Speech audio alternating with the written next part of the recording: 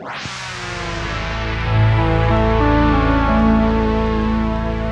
and welcome. This is the Futro Hidden Movie Gems podcast. I'm your host, Ty Christensen. Today we're discussing not a movie, we're discussing a TV show. It's a bonus episode. Yeah, it's a bonus episode. I have nothing clever to add. I'm joined by Jordan Christensen. I can do whatever the fudge I want. Chip, that's what I was going to say. And we're joined by Cameron Mickle. Sup, cheeps? And we've got a special guest, Grant Mickle. Hey, what's up? Doing good. That was rhetorical, but okay.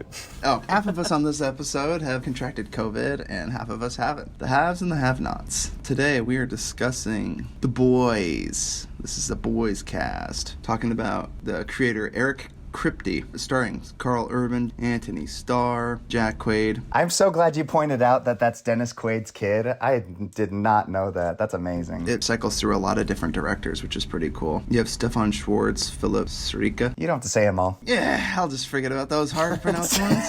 Aaron Moriarty, Dominic McGilliot, Jesse T. Usher, Laz Alonso, Chase Crawford, Tomar Capone, and many, many others. We can't forget Elizabeth Shue in the first season. There's so many characters in this. We're talking about season 2, right? I don't want to talk about it all. I know you mentioned the Quaid, but you do realize that there's also John Cusack's sister is the mother of Starlight. You know all these relationships, right? Everyone's related to someone in Hollywood in this show. It's like the extended family of everyone that's in Hollywood. They all came together and made this really special show. This is the weirdest show. I don't know how to label this show. It's true. It's nothing like anything else. Let's go around and ask what was it like watching it for the first time? Only seen it once all the way through, but season 1 and season 2, they remind me of basically the counterculture to all the Avengers films. The Avengers films are very happy, quippy, clever. These are non-apologetic, grotesque, violent, and even profane. And it's weird because it works because we don't see a lot of this in a superhero context. So all the heroes just do the most abysmal things. It's never a punch and someone goes flying across the room, although there's a few of those. It's more like someone grasps you or lasers you through the head and your head melts. Disgusting. It's so awesome. There's some great imagery in the series. For me, I'm blown away by a lot of the controversies that are in it, sprinkled throughout, and also the commentary about politics, Hollywood, fame, religion. There's a lot of good taboo subjects that they tackle really well. So I enjoyed this show and its characters. Talk about Psychotic, Homelander, probably one of the greatest characters put to screen. I watched the first season 3 times, once by myself. It was the day it came out, too. I was the first to get on board. I'm very proud to say. I liked it before it was cool. Oh, but it was always been cool, so I don't know if you're a hipster or not. I know. From day one, it was awesome. And then I was just recommending to everybody I could. I was like, have you seen this show? I watched it with Grant, and then I watched it with Cameron. I am watching now season 2. Well, now that it's done, I'm just we have to talk about this amazing show because this show is just crazy. I guess after Game of Thrones, it was I was looking for something in that ballpark of just fun politics and just all the messed up, sadistic, satanic, evil. Well, after that void was left empty, I was I could fill it with pure righteousness. He's going to lead you down the path of righteousness. I'm going to lead you down the path that rocks. That's what it makes me think of every time I watch the show. Shoulder Angel. I've actually watched season 1 and 2 both twice. The only thing I haven't seen twice is the final episode, which I watched 2 nights ago with Grant. Oh my gosh, it's pretty much like Game of Thrones meets DC Universe. Wait, you guys got through it in one day? 2 days. Oh my gosh, nerds. Yeah. That's why I have a test to do right now, procrastinating, but it was so worth it. I watched season 1 and season 2, once Fit Angel and then once not Fit Angel, and holy cow, it's a different show. Oh jeez. I love seeing this because it's a very realistic side of superheroes, and I felt like Amazon was taking huge shots at Disney. They said VOT is VOT Plus. And he's like, yeah, A-Train, you'll have your own show on VOT Plus. I was like, man, they're just making fun of Disney.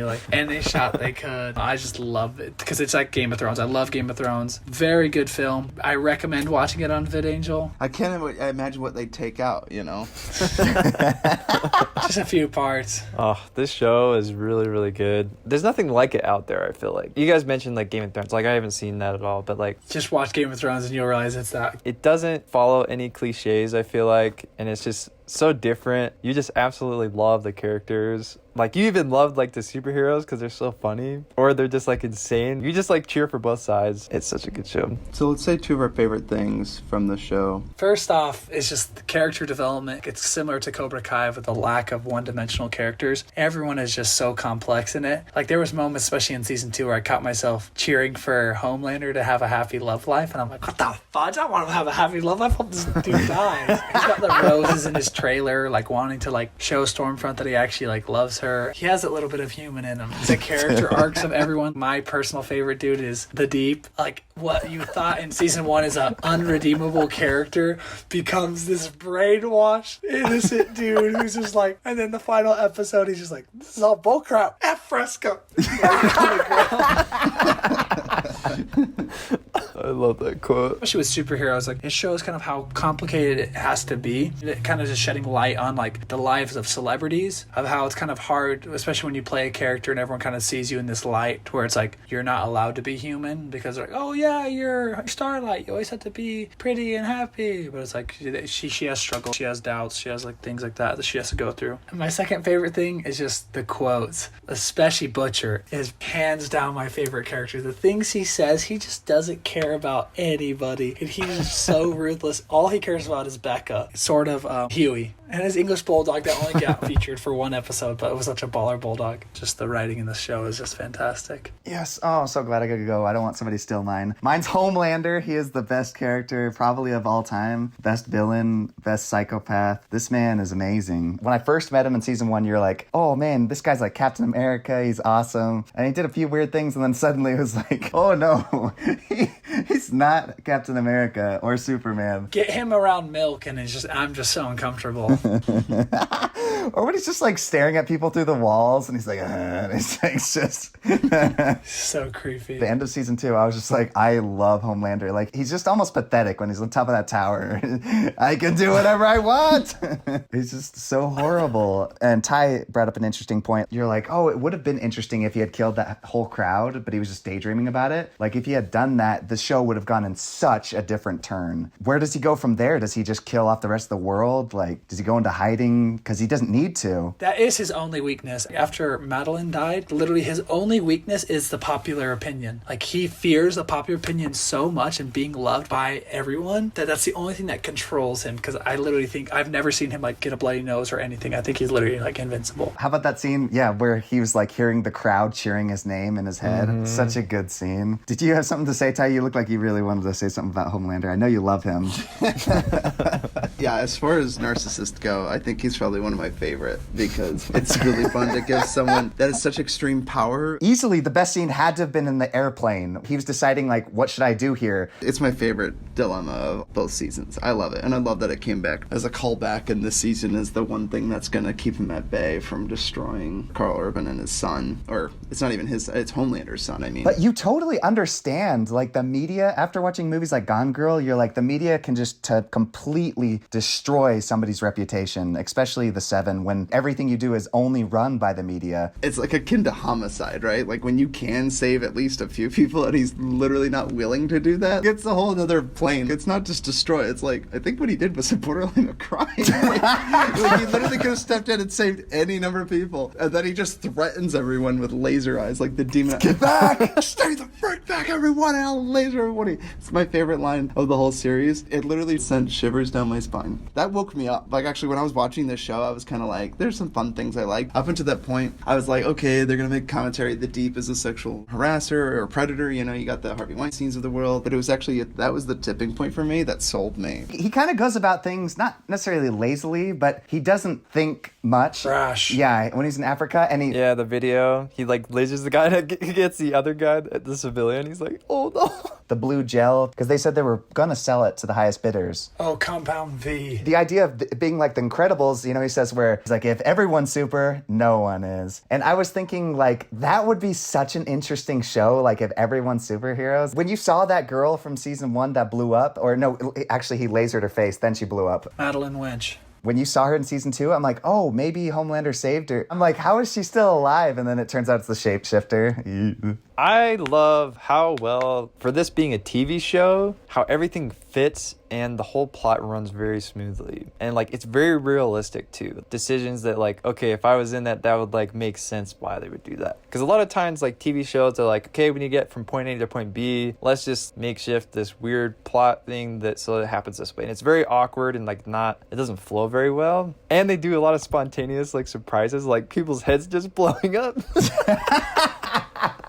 You're just like, where's this coming from? I love that scene where Homelander's like looking around and everyone else is running and he's just standing there. Their heads are all exploding. Do you guys know the motivation behind that? Like, why did she kill the speedster guy? No, I don't know, dude. I think just to cover her tracks and make it seem like it was like a terrorist. Because remember, she was talking to the head of the church, making a deal with him. Maybe she originally made a deal to kill off the speedster guy so that A-Tray can get back in. That's what I thought. Kind of going along with Cameron, just the character development, and you just like really get into their lives and you're like, holy crap, if we had a world like this, like it would kind of suck. No, like seriously, because like Starlight, she's like the typical superhero that we all think. She's like, oh, I want to save the world. Like, oh, I finally made it to the top company of like the best superheroes. Like, we can actually do a lot. And all they care about is PR and like money, advertisements. I don't, is that so sad? The first girl she tries to save, all they got is video of her beating up guys. Yeah, they use it against her.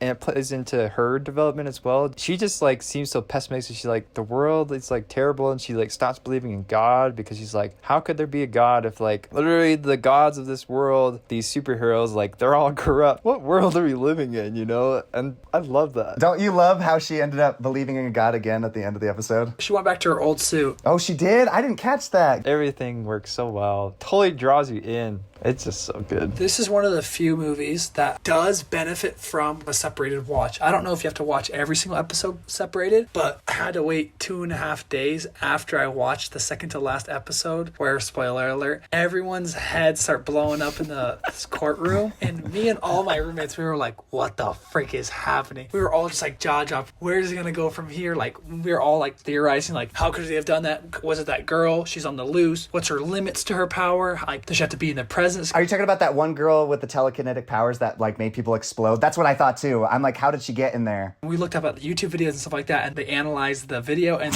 she's not in the scene, and we were like, how the heck? We thought it was like a Death Note situation where she has to be looking at somebody to kill them. We're like, she might be the most powerful person to ever exist, and then it ends up it's just freaking the lady that was in the room. Dude, I was so worried for her. I was like wanting her to get out because she's like trying to help people, and she's so smart about everything. Like, scary. Don't you love when Huey's getting a new job and he's like, I'm finally, looking to relax and settle down, just somebody a little more down to earth, and it's like he's going in with this lady that's like a mass murderer too. Yeah, he's getting into bed with literally like the biggest double agent of all time. Something with less guts. I want a job where like less brains and guts sputtering all over me. And I'm like, she was literally the one that exploded the chick. It's literally her power. This movie has so many golden moments. Can we just talk about like the best scenes in the movie where some of them happen to be with the Deep? The part where he's driving that dolphin and it comes flying through the windshield. That is so funny. I forgot about that. The season 2, then he brings the whale up on the beach. He's like, I'm going to stop him. I'm going to I love when he stands there and he's like all posed and he's like ready for attack. Just ram the boat into the freaking whale. Or also the deep when he's at the water park and he's like, you think water's fun, huh? You can't like this? Or how about when he wants to bring home that lobster? He's like, yeah, I'll take you home, buddy. I'll save you. And then the guy, before he has a chance to say anything, he like stabs it and cuts it open. And then also A-Train, he's like, can you help me outrun cancer? The plane dilemma, arriving there. And it's great that it comes back to bite him. And it makes sense that someone would have a GoPro on a trip to vacation, how to record it. The Deep is the one that binds it. It's such a pivotal, jaw-dropping moment. It would make sense that it would carry weight later on because it almost feels inconsequential when you watch it. And that's why I thought, they're really going for it, right? There was like children on the plane. They're like, save us. And he's like, no, you save any one of them. They're going to tell him that we didn't save the rest of them. Jeez. It's like all or nothing, right? And he's just like totally fine. Maeve is like literally sinking into herself. Alcoholic. And you think of someone like Wonder Woman, that's basically what she is, like a Wonder Woman knockoff, that she'd be like super empowering. Or when she's in bed with a man and then she comes in, she's like, oh, wait, no, you're lesbian. And then she's like, be a human for once in your life. I have to give so much credit to the directors and writers of this TV show. Like, they balance so many different elements of a TV show so well. Like, there's moments of just absolute like dying laughter, and there's absolute moments of just like extreme terror, moments of like, what the freak is happening? And then there's like good romantic moments, uplifting, where you're like, I think things are gonna work out. And every single time it was uplifting, we were always like, something's gonna happen, everything's too good, people are too happy, it's not gonna work out, someone's gonna die, someone's head's gonna explode. Oh man. When they flipped the car and nobody got hurt, I was like, oh my gosh. When Stormfront at the very end, last episode. These are like the most wanted men in the US, and he's going to like parks meeting up with Starlight, like wearing a hoodie. No one spots the most wanted guy, like known for killing a superhero. Like, I mean, it's never been done before, right? These are guys that shoved a bomb up someone's butt and blew him up. Like, you think like people would know who he is. I did kind of see that. They like walked around more in public, like more normal as the season went on, yeah. Like, it started at the park secretly, and then they were just like openly driving across the country and eat at a diner. The car flipping through the air too. I really like the weight that moment carried. The car flipped and you just see him freak out, because I actually thought like this was the final showdown. Kind of wish that would have been more significant. That look that he gave Homelander's son, oh my gosh, dude. That is the look of a serial killer. When he looked up and it's just like his face is all black and he just picks up that crowbar and you're like, oh man. The moment that brings out the humanity in Butcher is Homelander. Because I think it's funny that Butcher had to see another monster to be human. He had to come like face to face with somebody who was like literally totally fine with murdering his own son, to be like, you know what, I hate this dude because he killed like the only thing that mattered to me in this world, but I'm going to protect him because it's what my wife wanted. It's the right thing to do. Holy cow. Talk about an arc. And I love that Starlight mentions that. She's like, if someone like Butcher can do the right thing, she's like, there must be like a power up there. I'm like, heck yeah. If Butcher can get redeemed, that means that there's a god, dude. Protagonist and antagonist, they're great opposites. I'm editing About Time right now. There's a part where you guys are talking about how I abused you guys when you were younger, and I was just thinking about the scene he meets with his father, and I love that you get to see why Butcher is Butcher. Any of the characters are like, why Homelander's Homelander. He was raised,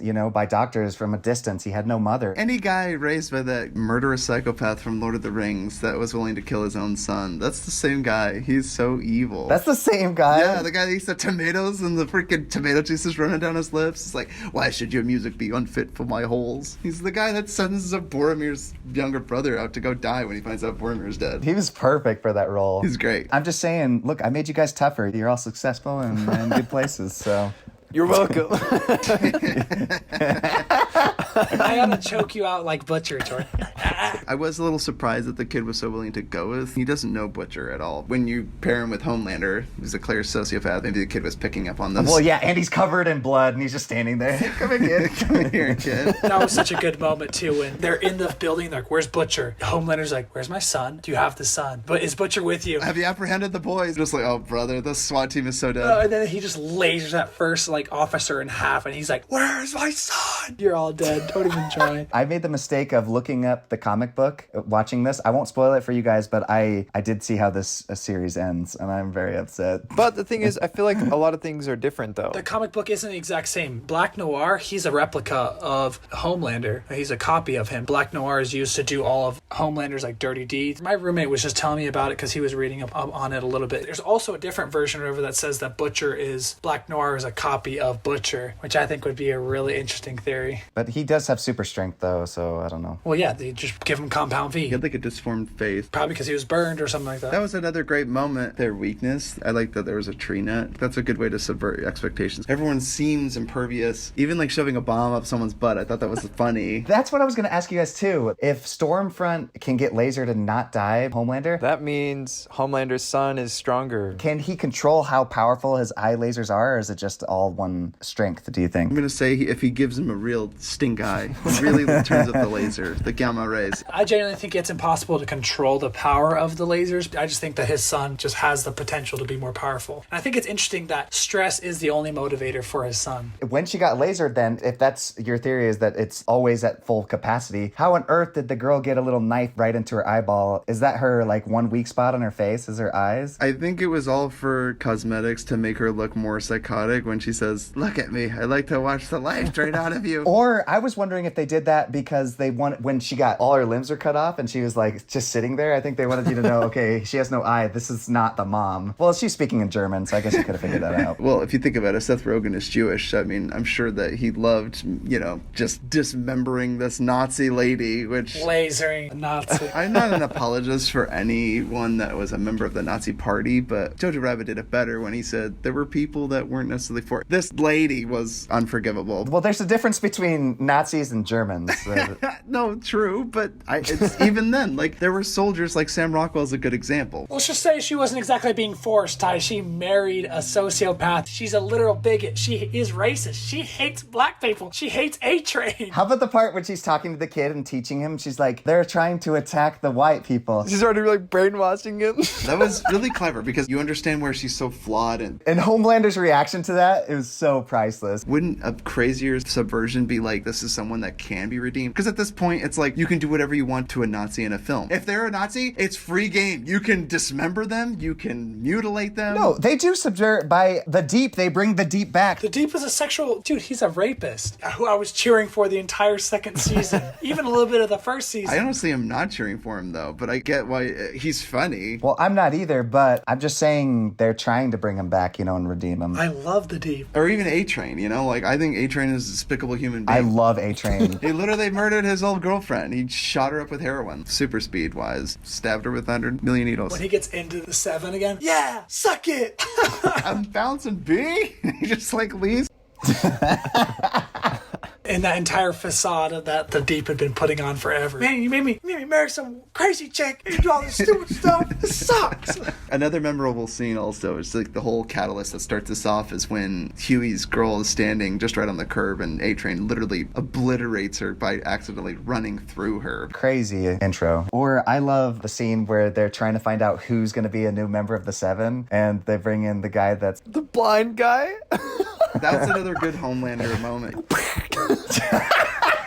Dude, he discombobulated him, dude. Oh, so crazy. What happens when I do this? And he just like compresses his ears. He's bleeding out, writhing on the floor, and he's just like, "You brought me a cripple." He's like, look at me. Don't look at him. You don't work for Bot. You work for me. Get me another superhero. That poor assistant girl. She's great. I love the power struggles in this. There's like a bald spot where she's been tearing at her hair. Like, If Homelander doesn't kill you, stress will. Goodness. Gustavo, Edgar, Dan, or whatever he is, he somehow like had power over Homelander in some sense. Homelander was like, I can do whatever I want, and then he's just like, well, then we'll just like show like the world that you're a terrible person. I just love how they use blackmail so much in this show because it's so focused on like their public view. It just keeps them at bay. It's just like so crazy. which is another good way of showing how bureaucracy just like ruins everything, right? You got all this red tape. Like, no one can actually effectuate change. It's all like slow moving. Oh, this is going to make a difference. Like Starlight, right? She's so ambitious. She's like, I want to help people. So she joins a cult essentially that is all about furthering your own self-interest and all about PR and making money. That's all they're about. Like, that's what the Seven exists. They exist to make money, and they had a whole plot to poison everyone with the idea that there's super terrorists, which they created, and now they're like, hey, now we need to take this stuff so we can fight them back. It's like insane. You literally want to create a whole world. The show did so well of showing strong female characters without it being forced at all. Yes, that ending. Dude, that ending reminded me of Death Proof, Jordan. Yes, Death Proof. I was going to ask you, Ty. Everyone just like kicking Stormfront. And beating up Kurt Russell. Beat up a Nazi, sure, go for it. Doesn't matter, they're not human. The first part that you show like how strong Starlight is when she blackmails A-Train, because she's like, you're not going to do anything about it. And I was like, oh snap. And A-Train's just like, don't mess with the money, man. A-Train has no dog in the fight. All he cares is that he gets his paycheck and he's chilling. You only see him at clubs and bars. All he wants to do is just have fun. He's just like, I don't care about any of this other like drama or like doing the right thing. I just want my money. That last scene is just so amazing when they're just like freaking like curb stomping and beating the crap out of Stormfront. It is so awesome. Butcher or somebody says like, girls get it done. They were just absolutely destroying her. That episode where it starts out shows that guy going through his like everyday life, and then it shows like how all of, like the media and all the stuff like coming at him, he like starts to get paranoid and he thinks that the store guy's like a super terrorist. Whoa, dude, I got a family, like chill. And then he just like shoots him While playing the song What a Wonderful World. It just shows like the propaganda propaganda can make you believe anything. And like, think about it. Like, how many people have been activated this last year? Like, call it unemployment or mass lockdowns or whatever, you know, Black Lives Matter, all the different ideologies you belong to. It doesn't matter what happens as long as you're part of the right team. Like, I love Homelander. He's literally xenophobic, right? Like, anyone, regardless of what their race is, this is America and we're the most important people on earth. I will keep you safe. We're going to work together and vanquish all the other enemies out there. He has a very, like, militaristic view of the world. Totalitarian, right? In a way where he's like, just trust in me and I'm your savior. Creating super terrorists just so he can demonstrate his power and his worth to these people, to America. I thought that was kind of a weird side story, but look at what's happening today. Like, you hear what's going on in the news. You have people going out into the streets and people are crazy. Everyone's saying whatever it is that their ideology believes in, and they're willing to damage property, hurt people, mug people, rob people, kill people. It's literally happening right now, and a show like this couldn't be more prevalent. When you watch a show like this, it's as cynical as it is. It's like, look how stupid it is. The media is like a terrible girlfriend. Like, you walk into a bar and you're at the counter, and then the media comes up to you and it's like, hey, see that guy that just walked in? He was talking smack about you. And you're like, what? Really? And then the media goes over to the guy that just walked in and goes, see the guy at the counter? Yeah. He thinks you're a he's just like, then they proceed to fight. The media just sits back and watches you guys to your own devices. Like, that's literally what's happening. I just think it's a great message. Don't believe it. All they care about is ratings. All they care about is getting your money. Unfortunately, the media just doesn't challenge any other thought. There's no critical thinking is the word I was looking for. All I keep hearing is like, there's a threat to democracy. You need to go out and vote because I guess if either Trump wins or Joe Biden wins, the world is ending. Okay? That's where we're at right now. Everyone's at each other's throats. It's pretty cool that this was written, a while back, and now it's more prevalent than ever. They were looking ahead at what was happening. Revelation. Are we all in agreement then that Homelander is the best part of the series? Oh my gosh. No, it's Butcher. Yeah, they're all so good. I'd say Homelander. It's the two driving forces. We see Homelander as bad because we know the truth, and then we see Butcher as good when the whole world sees it the exact opposite. Think about his idea. Let me get my wife back, and then I don't care what happens to her son. In a moment, probably willing to beat him to death with a crowbar because he killed his wife. He's just about snap. I like what you said. Homelander appears, and then he sees how ugly tendency that can just corrupt your life. Monster is, yeah. Also, it's another good way of getting back at Homelander. Take care of his kid against Homelander's wishes. Yeah, you're right, Jordan. He's just so pathetic up on that building. It's just his butt to the world. It's just like, I can do anything I effing want. So disturbing. Homelander, yeah, the actor, man, he looks so much like Michael Fassbender. It's crazy. I think he's British. Can we just acknowledge Chantel Van Santen? Dude, she is literally my wife. Oh my gosh. Becca. Mwah! Holy fudge. Who's Becca? She's Butcher's wife. Take it easy, Kieran. All right. She is like Rachel McAdams on steroids. Oh my gosh. Who in the 7 do I like least? I feel like they could have done more with the Void. Black Noir. I think they're setting him up for season 3, though. That scene when he cried was like the first time that you saw him like be human. When he found out that he wasn't special. I should have cared about that flame guy. I didn't really care about him. No, I didn't care about him either, Ty. I was just hoping he would do something for the group, but instead he just lights himself on fire. Freaking loser. He's like, oh, I wish my statue was still there. Glad we're all in agreement on that. Isn't that the ice guy, though, from X-Men? I thought that was kind of funny. So we went from ice to fire. Pretty fun little, I don't know if it's a callback or whatever, but it's like you could have had any actor and they chose the guy that was in X-Men. I'm like, perfect. Yeah, I didn't care for the Deep in season 2. I liked the whale. I liked all that, but like his whole religious thing, I didn't really get it. I love that. When they mentioned the Fresca, did it remind you totally of Dad's fridge? For some reason, out of all the drinks in the world, that was the only drink he ever had. Inexplicably, all the sodas, the peach Fresca, yeah. It's not even that good. I don't understand why people like Fresca. Never understood it. It's soda. Fresca? Dude, if you think Fresca is bad, have you ever tried LaCroix? It's water. LaCroix's nasty. Someone grabbed like a peel of a fruit and put it in. It's like am I tasting something, or is that just copper and lead in my mouth? Yeah, it just tastes like pure soda. When I was in South America, like they drink a lot of just plain soda, no flavor. It's disgusting. Oh, just carbonated water. Ugh. Agua con carbon? Yeah, no thank you. I was like, I'd rather, drink water that has parasites in it.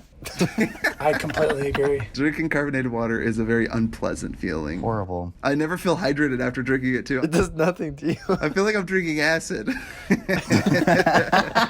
I saw a video of a person who it said the person like who created carbonation, and then he's like drinking water. And he's like, I wish this kind of hurt.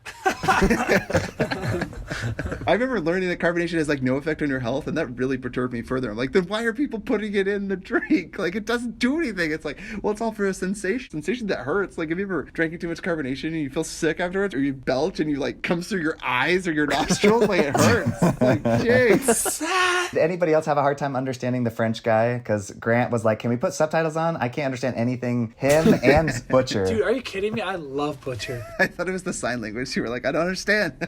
He's doing sign language and he's like, turn it up. I can't hear it. Dude, if you put on subtitles, it actually says what she's saying when she's doing the sign language. It's pretty cool. Well, don't they put it in anyway or not? Yes, they do. I don't think so. They do. They're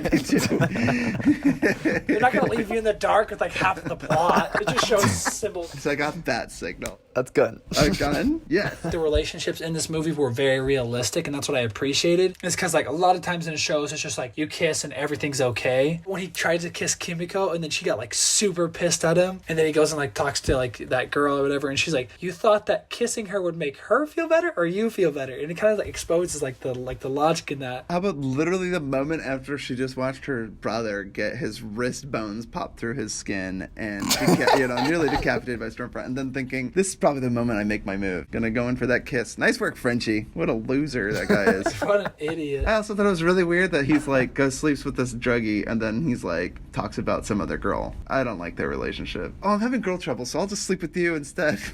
Okay. Wow, what a great world we live in. Whatever. I'm old-fashioned. I just think it's funny because I'm like, do I believe it? No. What is it with Frenchmen, man? Guess the stereotypes are true, huh? They're animals. The scene where A-Train is smashing Kimiko. and he's smashing her head against the wall like really fast. It reminded me of the Avengers. Yeah, when he's like, go to sleep, go to sleep, go to sleep. Every time there's about to be a fight, it's usually like 2 or 3 throw-arounds. Like, I thought they would like lean more into the action sequences, but I kind of just like the political drama aspect of it and the few visuals of people explode. For a budget, they did a good job at like blinding you when there were special effects or fighting in the dark place so you can't really see what's going on. But then I was like, oh, season 2, watch out, they're gonna have like a bunch of choreographed fights. And then I'm like, no, they just stick to the story and the characters. And I'm like, that's fine, because in the end, I'm not watching it for the action. I really just watch it for like who's got dirt on who and who's gonna make the next power play that gets them ahead and above the rest. I like that. That was one thing I thought the season finale would be. They kind of felt like this built up of like, oh, it's gonna be a bunch of superheroes like against like humans, you know, and they're like building up all these weapons and stuff. And then their rocket just blows up.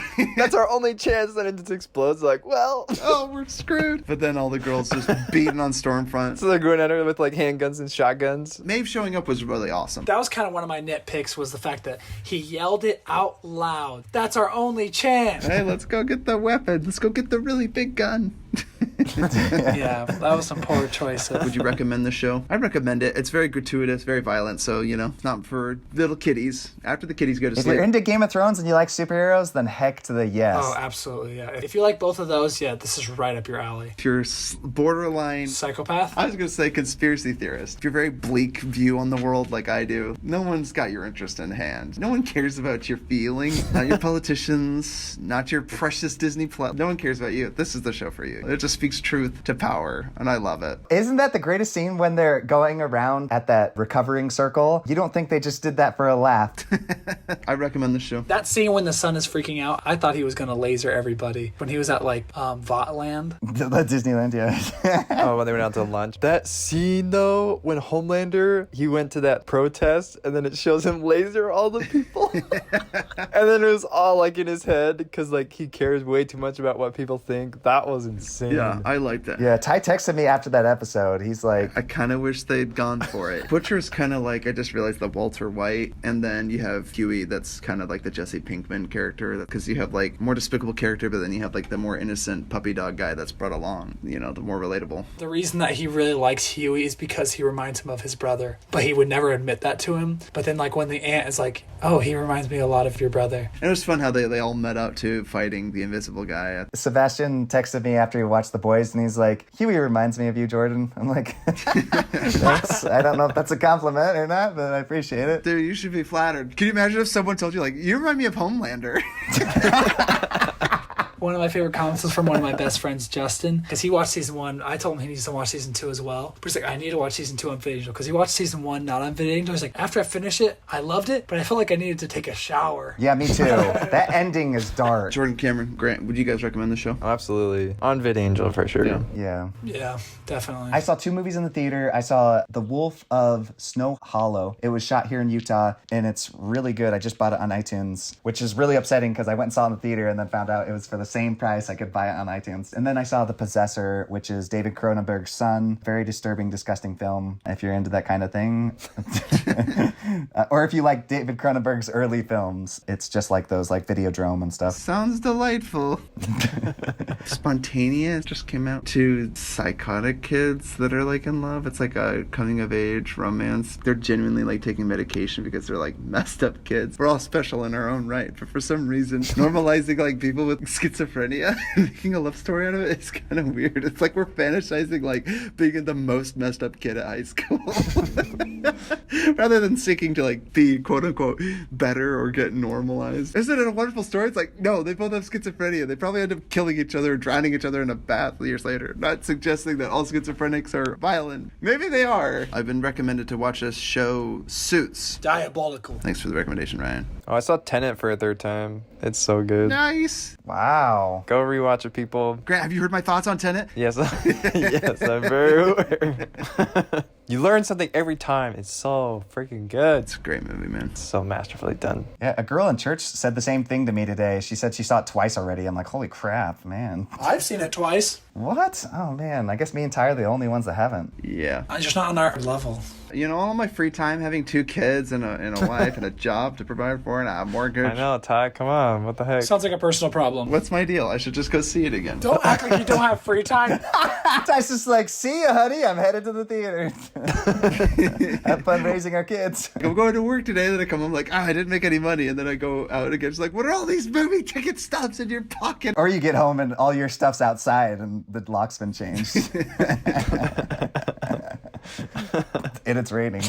I'm just trying to keep up with you guys and watch the movies that we're reviewing on the pod. That's like my week, because I fall asleep now after 10 minutes of watching something on the iPad. It's crazy. I'm an old man now. I never thought it would happen so soon, but it has. Write your emails at futromovies@gmail.com. Leave us a 5-star review. He always says 4-star. Well, I always thought it was 4 stars because that's like the rating you see the most of, but you can rate up to 5. Movies are always 4 stars, right? Like, that's good. Like, you put it on the movie poster if you got at least 4 stars. Or it could be like Jordan in one of our first podcasts where he's like, nah, and then I give it a 7 out of 10. How on the earth does that translate? Well, because stars to me are what you give little kids. You're like, oh, you got a gold star for doing good. Congratulations. Just mathematically speaking, if it was 4 out of 5 stars, it would technically be 8 out of 10 stars then. It should have been 8 or 9. Yeah. And then he drops it. Yeah, it's like 7. Blind. 7, 6. It's any of the numbers. Because I'm happy to give it 5 gold stars, but I give it a smiley face and a stamp that says, Bien hecho. Keep going, little kid. Well done. Peace. bye. See ya.